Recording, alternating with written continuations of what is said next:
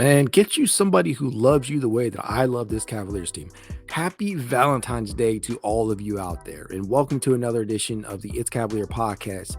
It's your boy Mack, and tonight our Cleveland Cavaliers took on the Chicago Bulls for the third time already this year. It's the 15th time the Cavs have played a game on this day of love, and they had a 6-8 record all time prior. Keyword prior to today's game. Believe it or not, Cleveland has actually played Chicago on Valentine's Day before. That came during the team's inaugural season. Not much to say about it, as the Bulls won 108-83. John Johnson and Jerry Sloan, yes, Jerry Sloan, were the leading scorers for each team with 26 points apiece. That was over 53 years ago. God dang. The Cavs have been around for a minute now, haven't they? Either way, let's step away from memory lane and talk present day, shall we? Now, in the first matchup against Chicago this season, Cleveland was without Darius Garland, Donovan Mitchell, Karis LeVert, and Sam Merrill. But I don't even know if you can really count Merrill because this is really prior to his inclusion into the lineup. But despite being without all of those guys, the starting five of Craig Porter Jr., Mack Strus, Isaac Okoro, Dean Wade, and Jarrett Allen shouldered the offensive load. Mack Strus had a great game with a game-high 26 points. Craig Porter Jr. was excellent in relief of the Mitchell and Garland pairing on his way to 19 points, 8 boards, and 7 assists. And Jarrett Allen absolutely dominated to the tune of 19, 17, and 7.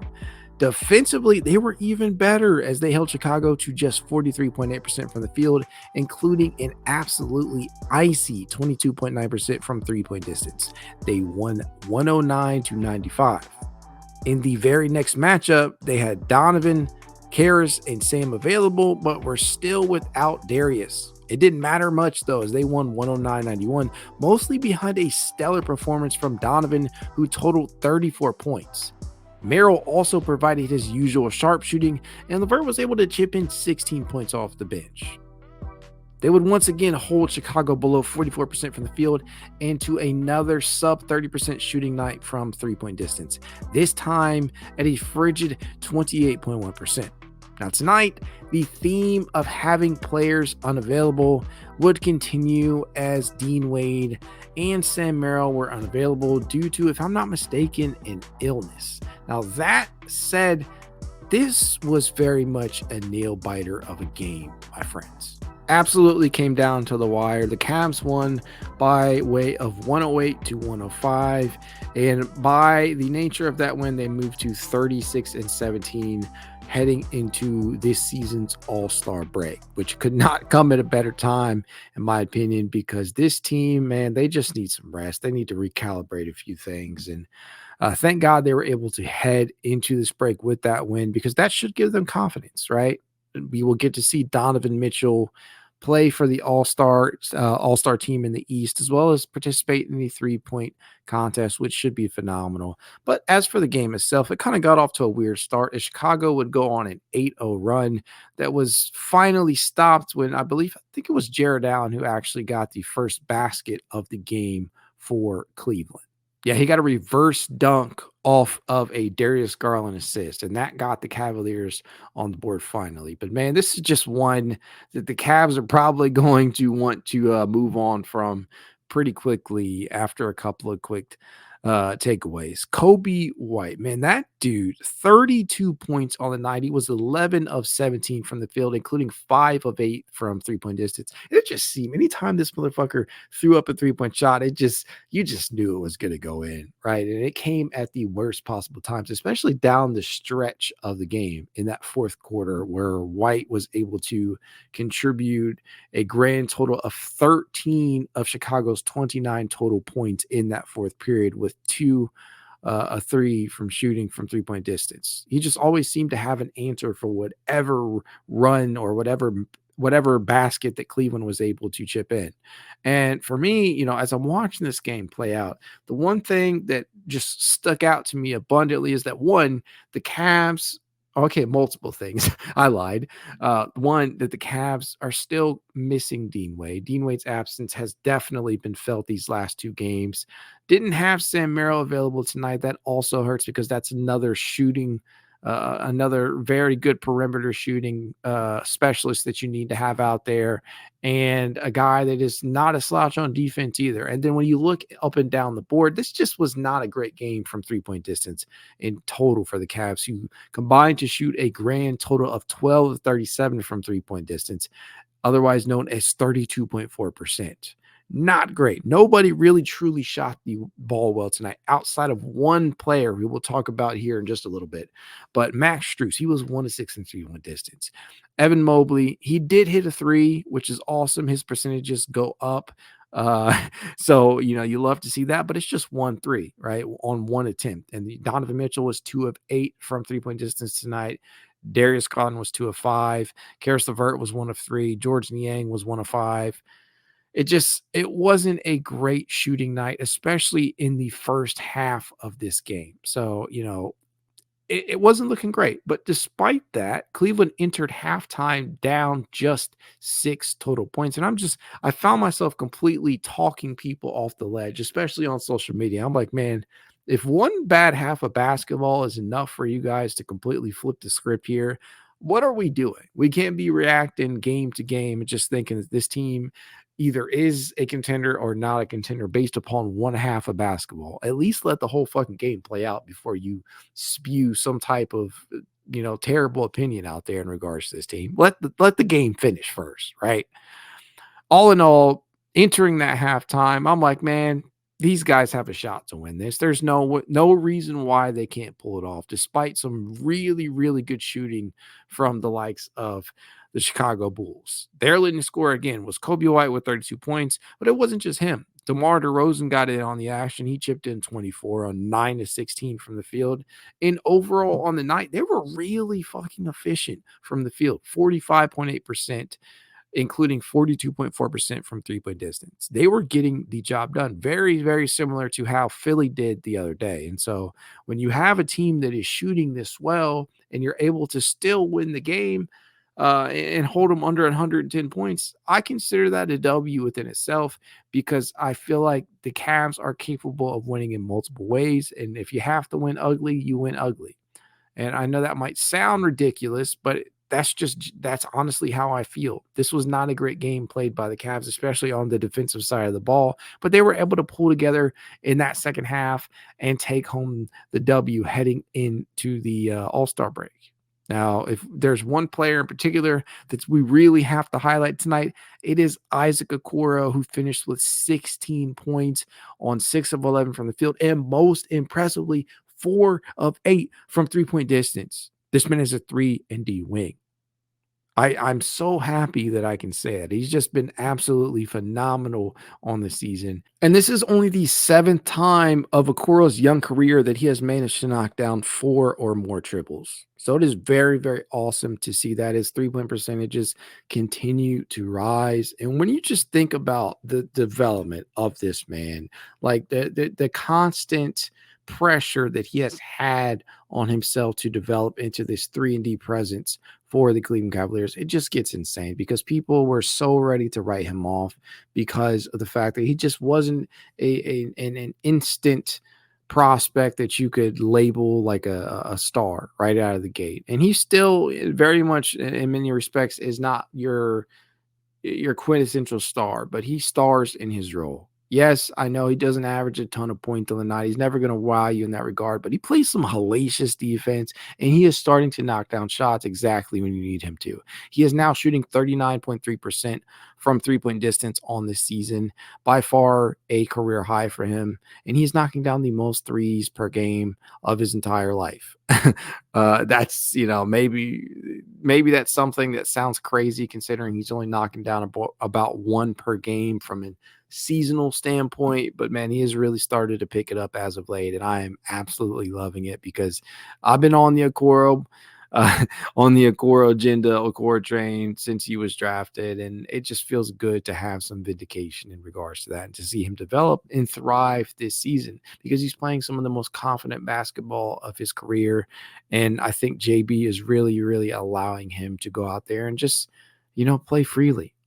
If he's out in the corners, he is now no longer waiting for a defender to come out to him, or he's not waiting for somebody to close out so that he can attack them. He is actually pulling up. He is taking the shot, and that is not something that has always been the case. He's been very confident, and that is a lovely, lovely sight. And this is the type of performance from Isaac Okoro that you absolutely need when nobody else is really shooting the ball too well on the night. When you have Strus going 1 of 6, when you have Niang going 1 of 5, when you have Donnie going 2 of 8, you need somebody to pick that up. And for Okoro to be the leading shot maker from distance in a game, uh, it just tells you something, right? Especially if he's knocking down 4. You will take that every day of the week. And another outing from him that completely shows his value on both ends of the floor. So I absolutely loved it. Now, here we are with at least 6, count them, 6 different Cavaliers scoring in double figures. Obviously, with Donovan Mitchell leading away, another 30-point outing for him. And boy, did he have some real beautiful passes out there tonight. I continue to be impressed with some of his distribution, right? Some of the facilitation that you have seen from him, it is high caliber stuff. And this is why I continue to believe that he is the premier combo guard in this league. I just do not see anybody better than him at being that quintessential combo guard guy. He can, at the drop of a hat, provide you facilitation and also put the scoring hat on whenever he needs to. And he was just bulldozing through the Bulls, no pun intended. Yeah, there was at least a handful of drives where I'm like, this dude just pushed and mauled his way through the paint and scored at will. Especially there was one sequence in which he just completely shoves um, Nikola Vucevic out of the way for a layup. Got it at 87. Mitchell. And he put Vucevic in the weight room. Yeah, a little shoulder shrug. It must have been a shoulder day. It's just like, you should not be able to do that to a 7-footer out there the way that you do at 6'2", 6'3". So to see Donovan out there starring and just leading this Cavs team to victory, it's become a common occurrence. And I know a lot of people are like, well, man, we gotta get Darius going. Darius is not having a great game.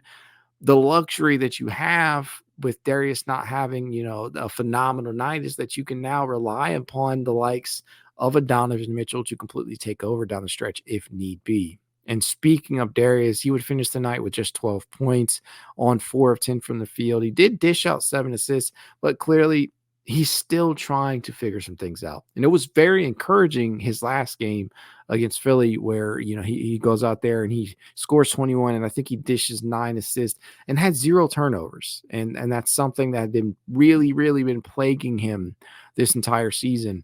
And to see him have a stat line like that made you just feel like, hey, maybe he's starting to put things back together. And then he has a game like tonight where, maybe not so effective from the field, just 4 of 10, just 12 points, but you can clearly tell that he's still the same type of player. He's still capable of providing that same type of impact play. And he had one of the bigger shots of the game down the stretch in that fourth quarter where I believe he tied the game.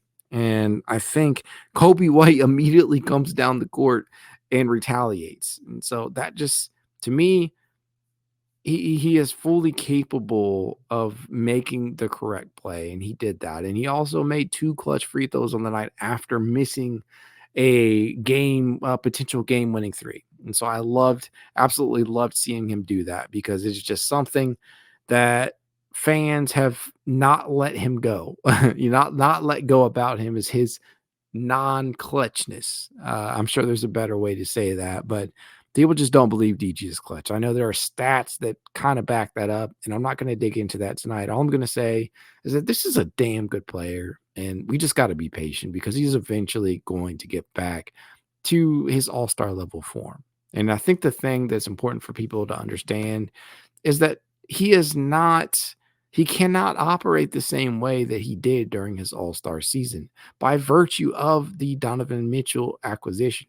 It was always going to change things. Donovan was always going to change the way that Darius Garland was going to operate because Darius would no longer be the bona fide number 1 option. It's just not that anymore. And so I'm just trying to get people to understand that Darius he's had to evolve, right? He's had to adapt his game and adjust his game to fit around Donovan Mitchell because Donovan is a superior player.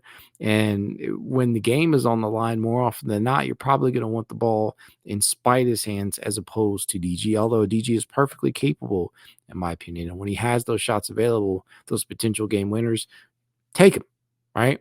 And so DG, not the best game tonight, but he came up big when he needed him to. He hit that three, and I was mistaken earlier. He hit that three. He took the lead. It was 103 to 100. Garland rejects the screen. Back out top, 6 on the shot clock. Got to get busy. Playing with his food over Caruso. Splash! And then after White tied it, he drew some free throws and he knocked them down with the game on the line at 103, 105 all. And that was basically the game right there. And so I remain impressed in certain aspects with him. And I think that heading into the second half of the season, he really, really will put things together. So I just urge people, please, please be patient. He'll figure it out. He's got it. He is a very talented player. He's still got the skill set. We just got to get him. We got to get him going. And I think they will use this break to do just that. Now, another bit of news that we absolutely have to discuss is that Craig Porter Jr. was signed to a 4-year contract. It's quite a brilliant contract, honestly. The verbiage of it is just, it's crazy. You don't really quite see things like this play out.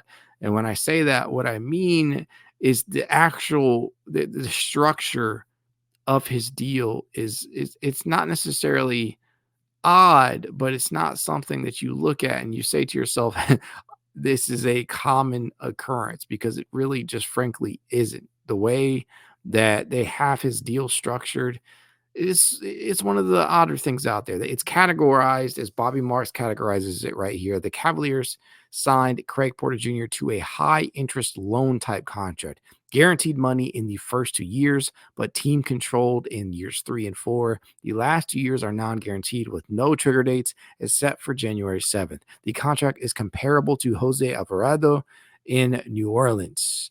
2023-24, he's just going to make 1.5 mil. Next season, he will make 1.9 with 1 million being guaranteed. And then in 25-26, 2.2 mil, 0 guaranteed. And that I believe the fourth year in 2026-27 is 2.4 mil and team and no guarantee if exercised, which that's the verbiage of the contract. This is a very smart deal for Kobe Allen, for one, because he is able to kind of dance around that luxury tax line, right? And it keeps Craig Porter Jr. in town and ready to develop. The crazier thing is, though, is that on the day that you probably could have used an extra body, Craig gets sent down to the charge and he plays and he kind of kills it down there to the tune of 27 points and 6 assists on 11 of 18 from the field, including, if I'm not mistaken, 2 of 5 from 3-point distance.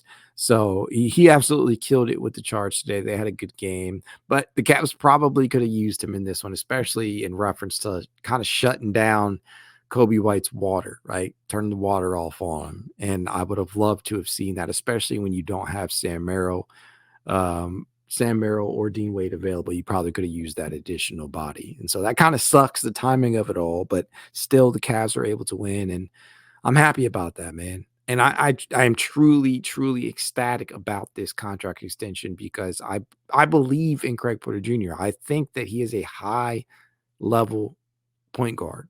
He's got a future with this Cavaliers team. Now the question is, where does he fit into everything? Because you have so much talented guard depth. You got Darius Garland, Donovan Mitchell, Karis LeVert, Isaac Okoro, Max Strus figures in there, Sam Merrill at points. I mean, I feel like I'm forgetting somebody, and you guys are probably going to kill me for it. But no, I mean, there's just so much depth in front of him. Being able to have him as an available option off that bench if things don't work out with one of those guys is a phenomenal thing to have at your disposal, and you can continue to develop him. And I know he is among the one of the older rookies in the league this season, at being, I believe, just a month younger than Darius Garland.